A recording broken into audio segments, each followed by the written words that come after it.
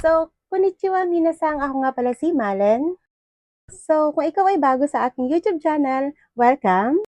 At kung ikaw ay dati na sa aking YouTube channel nakasubscribe, welcome back. At sa video na to, tuturuan ko kayo ngayon magbayad ng Union Bank Visa Platinum Credit Card gamit ang ating mga online video apps.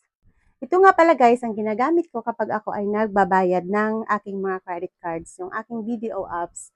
Alam nyo ba kung bakit? Dahil guys, yun ay less hassle and syempre, walang service fee.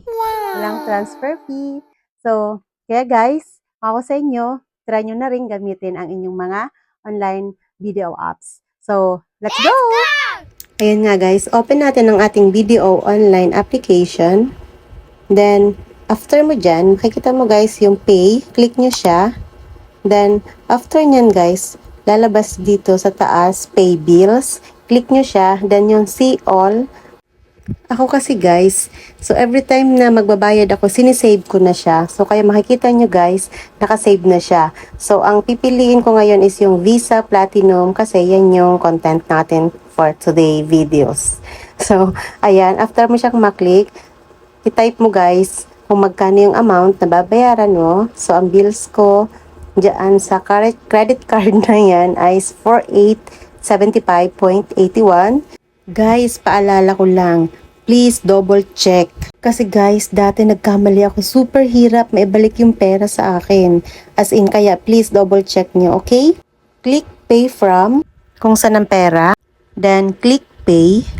Then, confirm kapag sure ka na sa mga details. And sa amount, of course, paki-double check nyo guys, okay? May magno-notify dyan guys sa taas na successful yung transfer mo.